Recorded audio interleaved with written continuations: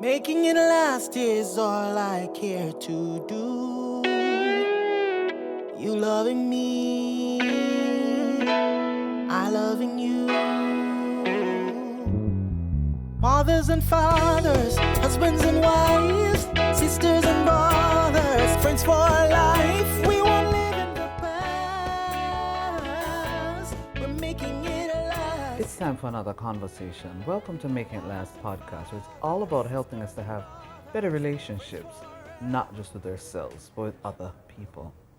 And I don't know if you're seeing that extra smile on my face, but when I have friends in the space, I have a little extra oomph.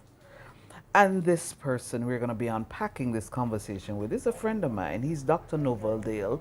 He's a medical officer in the parish of Manchester, right here in Jamaica, and he's a family physician. Welcome, Noval. Hey Noreen, how are you doing? I'm good.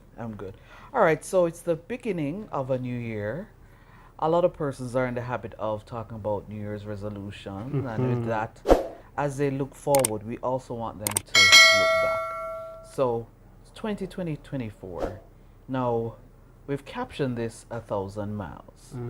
Well, you have actually. Let me not take credit for it. But let's tell persons why it is that we've captioned it 1,000 miles. Well, we've often heard persons say the journey of 1,000 miles begins with a single step. And 1,000 miles, you think of a journey, you think of it traveling. And I thought of the concept of if we're going to look back and think about what has happened through 2023 or any other period, then it's just a portion of our journey. It's a portion of the steps we have taken. So the journey that started 1,000 miles began with a single step, perhaps in 2023. And I like journeys. I like to travel, actually. Okay. So do I. All right, so as we're looking back, and of course we want people to look back with a sense of gratitude. Yes. What comes to mind for you? For me, in terms of gratitude, it has been, or just generally looking back, it's that the journey has not always been a good one. But despite the fact that the journey has not always been a good one, it's something, there's always something to be thankful for. There is always not even just one element, but many things to be thankful for. So I look back over 2023 and realize that there were some hiccups along the way too. But then hiccups allow us to get things out, get them out in the space, get them cleared. And it allows us therefore to move forward afterwards. And that's what I like about the journey. And the fact that in looking back, I can be thankful for the blessings of God. He's been good to me as it relates to work. He's been good to me as it relates to church. He's been good to me as it relates to friendships that I've realized got deep, grown and encouraged and forged to become deeper as well too. The development that has happened for me as an individual is also something I'm very, very thankful for. And then we caught up and here we are right now. All right, so you said to even be grateful for the hiccups. It's easier said than done for a lot of persons who will see and watch this. True. So how can one really be grateful though for those challenges that they would have encountered throughout 2023? I think as you read widely, even those little quips that you see along the way, there are a lot of things that you get from it. One of the things I think of is they say if you really want to get to, sailors want to get to a new shore, new points, they have to let go of wherever they are. And it is said that good sailors are not made on calm seas, but on rough seas. In the rough patches that you go through, it refines character even more. And if you look at nature, those who wear jewelry, you wear pearls. A pearl came out of an oyster being very uncomfortable. It's by the oyster being uncomfortable by a grain of sand that got under its shell, by laying down and coating that repeatedly and nurturing that rough spot, that burr under your saddle, that thing that irritated you, that you coated it enough and out of it comes something nice and beautiful. If we appreciate that the sand, the burr under our saddle, that thing that is irritating, just needs to be coated and refined, we'd be surprised at what comes out of it. There's somebody's going to say, boy, Dr. Dale, I think I've had enough of all of that, quote unquote, sanding down, so to speak. Yes. How then do I, almost rise above it then though? That too comes with the power of what lies within you. And I like journeys and I like to travel. One of the things I think about is in flying. Many people dread takeoffs in flying. But if you don't actually get enough speed and gather that momentum to clear the ground, then you don't reach where you want to go. And it happens with the change of mindset that one has to have. If you set your mind on where you need to go, what you need to clear, the heights you need to clear, the energy you need to put into it becomes just another part of the process. And so that's something that I would prefer to look at, is if we focus on the destination and realize where we're going to go. Having an aircraft is not like driving around on a highway. It's designed for the air. Yes. So if you see yourself as being designed for the air, you're meant to soar, you're meant to climb. Therefore, you have to put in the energy, you have to get those thrusters on, and you have to run the ground. The tarmac is hard as you're traveling and taking off. It's usually a bumpy process until you finally get off the ground and you realize, we've settled into the climb, and maybe we have to get through some clouds, so there's some more bumps and some turbulence, but when you get to that level where you're above it all, then you can look back and say, well, it was worth the tarmac running on the hard ground. It was worth the climb. It was worth going through the clouds. It was worth going through, here I am now. So it's a matter of looking at where you really want to go and also what you're really designed for. If you see yourself as only a car designed for the potholes, and Lord knows we have enough of them wherever you drive, but if you see yourself as designed to be up there in the clouds soaring, you're going to realize, I have to get there. I must reach that point, and you'll keep going and you will climb. Yeah, we've been looking back though on the challenge budget. How then do we also look back on some of our successes for 2023 also with a sense of gratitude as well? That's the other thing. And in looking back with gratitude, there's a certain humility that comes with it. Because sometimes we look back and you want to gloat because, oh, well, see me, I've achieved and I've had that and I got this. But if you look back with gratitude, you'll also realize that there have been some supporting persons around you. And it's time to also give thanks for those people who have been in your corner, those people who have also assisted you and strengthened you and bolstered you along the way. As you look back at the things that you're grateful for, the good things, those also propel you to greater things to come. Because you realize, if I have achieved this, if I accomplished that, if I overcame that, then there is the prospect that if there's another challenge in 2024, 2 months in, 3 months in, you look back and think, I remember 3 months in last year that I also had a bump. But look at me now. Look at where I am. So we be thankful, and being thankful for the things we have allows us to, it gives us perspective. Because if we're not thankful, if we're not grateful, if we're not appreciative, then what happens very easily is we become miserable. Because all that we think of is the things that go wrong. So it's a good thing to give thanks. And the Bible says that as well. Yeah. Hi, I'm Noval L. Dale, and I'm happy to be here with my friend Noreen Daly. Today, we are going to be talking about 1,000 miles. Think about it. When you think of 1,000 miles, what comes to your mind? What comes to my mind is a journey. 1,000 is a big number. Miles carry on and they go and they go and they go. Stay with us though. We're going to take a break as we hear from our partners, and we would like you to be with us as we take the journey, which could lead you to 1,000 miles. Making it last is all I care to do. You loving me, I loving you.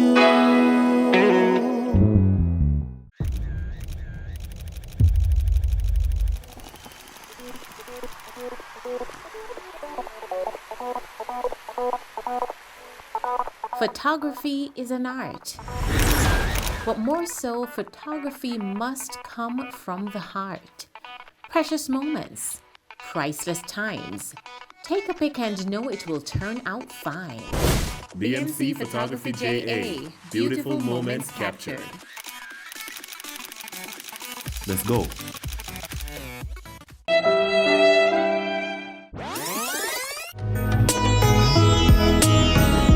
Hi everyone, Delmas Brown here, National Debating Champion 2017, also graduate of Northern Caribbean University, Governor General Awardee for Excellence 2018, and also international researcher, international debater, among other things. Now, the reason behind this video is to introduce you to the world's best communications coach who has made all of these kinds of accomplishments possible. Now, for 4 years, I had the opportunity, or privilege rather, to be coached by Noreen Daly, a communications speech specialist who has done a very phenomenal job in ensuring that I no longer use unnecessary filler vocabulary, and who has also taught me the essence of communicating.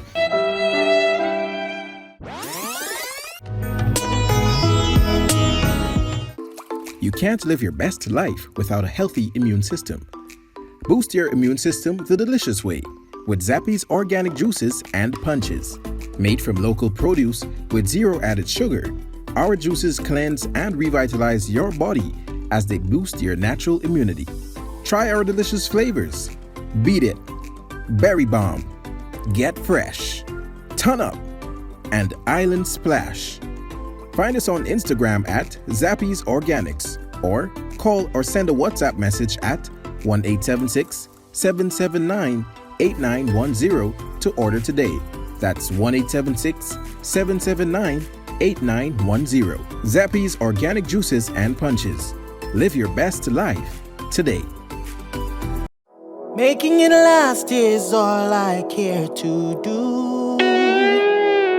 You loving me, I loving you. Welcome back. As you heard before, or maybe you just joined us, I'm Noval L. Dale, and we are going to be talking today about 1,000 miles. As you heard before, miles depict journeys. What's your journey?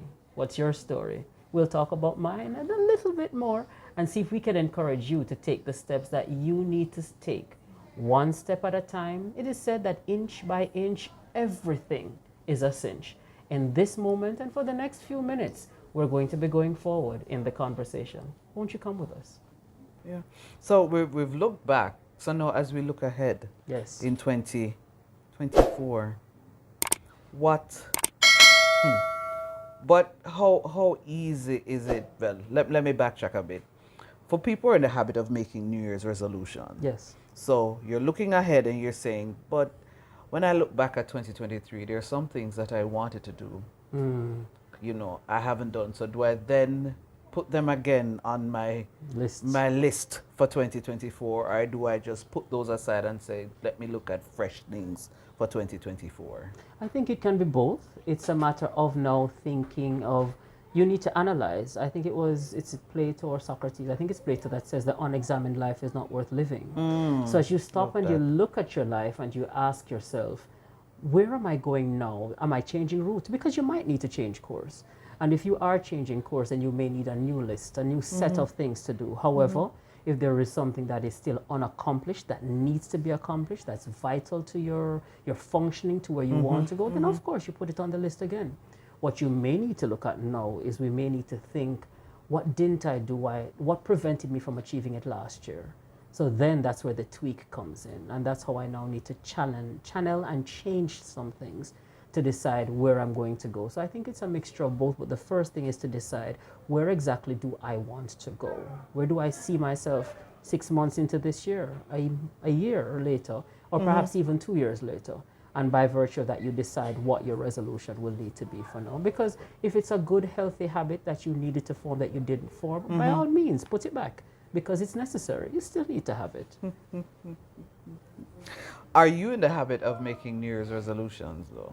I do. I also give myself the latitude to alter them as I go along.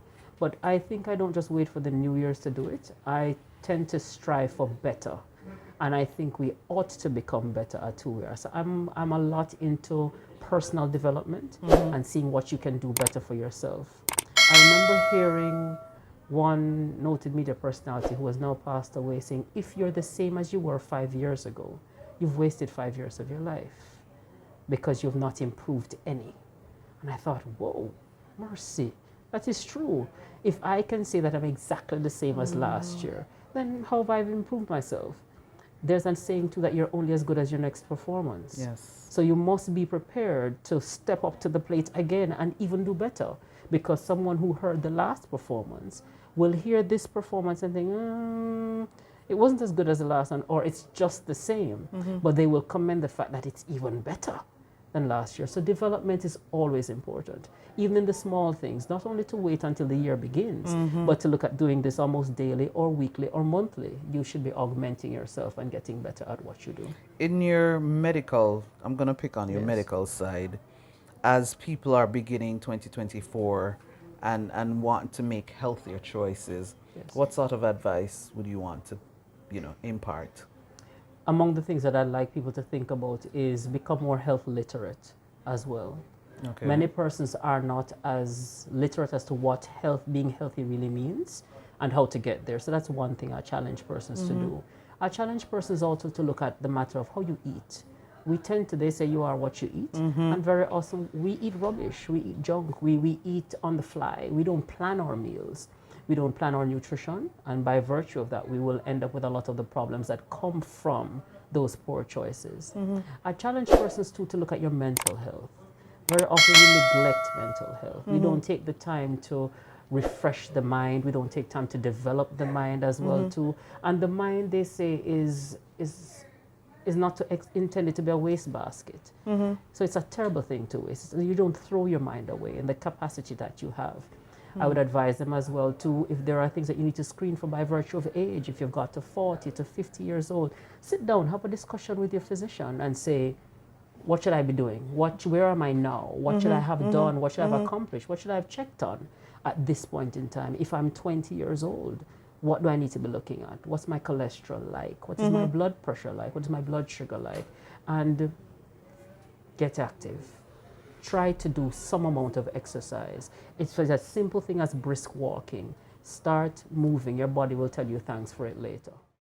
Hey, we know you're enjoying the conversation, but guess what? This is just part one of a two-part conversation. Join us next week for more. I loving you. Mothers and fathers, husbands and wives, sisters and brothers, friends for life.